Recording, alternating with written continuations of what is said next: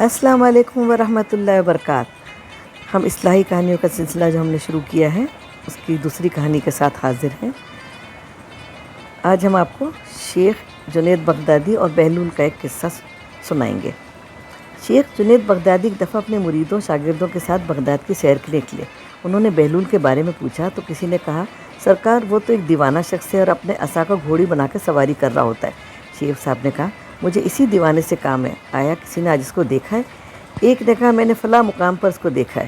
سب اس مقام کی طرف چل دیے۔ حضرت بہلول وہاں ریت پر بیٹھے ہوئے تھے۔ شیخ صاحب نے بہلول کو سلام کیا۔ بہلول نے سوالوں کا جواب دیا اور پوچھا، کون ہو؟ شیخ صاحب نے بتایا، بندے کو جنید بغدادی کہتے ہیں۔ بہلول نے کہا، وہی جو لوگوں کو درس دیتے ہیں؟ کہا، جی الحمدللہ۔ بہلول نے پوچھا، شیخ صاحب کھانے کے آداب جانتے؟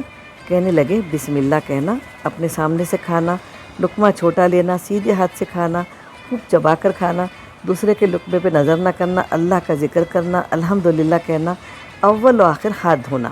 بہلول نے کہا، لوگوں کے مرشد ہو اور کھانے کے آداب نہیں جانتے؟ اپنے دامن کو جھاڑا اور وہاں سے اٹھ کے چل دیے۔ شیخ صاحب بھی پیچھے چل دیے۔ مریدوں نے جب اصرار کیا، سرکار وہ دیوانہ ہے، لیکن شیخ صاحب پھر وہاں پہنچے اور سلام کیا۔ بہلول نے سلام کا جواب دیا اور پھر پوچھا، کون ہو؟ کہا، جنید بغدادی جو کھانے کے آداب نہیں جانتا۔ بہلول نے پوچھا، اچھا بولنے کے آداب تو جانتے ہوں گے؟ جی الحمدللہ۔ متکلم مخاطب کے مطابق بولے، بے موقع، بے محل اور بے حساب نہ بولے، ظاہر و باطن کا خیال رکھے۔ بہلول نے کہا، کھانا تو کھانا، بولنے کے آداب بھی نہیں جانتے؟ بہلول نے پھر دامن جھاڑا، تھوڑا سا آگے چل کر بیٹھ گئے۔ شیخ صاحب پھر وہاں جا پہنچے، سلام کیا۔ بہلول نے سلام کا جواب دیا، پھر وہی سوال کیا، کون ہو؟ شیخ صاحب نے کہا، جنید بغدادی جو کھانے اور بولنے کے آداب نہیں جانتا۔ بہلول نے کہا، اچھا سونے کے آداب بھی بتا دیں؟ کہا، نماز عشاء کے بعد ذکر و تسبیح، سورہ اور وہ سارے آداب بتا دیے جو روایت میں ذکر ہوئے۔ بہلول نے کہا، آپ یہ بھی نہیں جانتے؟ اٹھ کر آگے چلنا ہی چاہتے تھے کہ شیخ صاحب نے دامن پکڑ لیا اور کہا، جب میں نہیں جانتا تو بتانا آپ پر واجب ہے۔ بہلول نے کہا، تو سنو، جو آداب آپ بتا رہے ہیں وہ فرع ہے، اصل کچھ اور ہے۔ اصل یہ ہے کہ جو کھا رہے ہیں وہ حلال ہے یا حرام؟ لقمہ حرام کو جتنا بھی آداب سے کھاؤ گے دل میں تاریکی ہی لائے گا، نور و ہدایت نہیں۔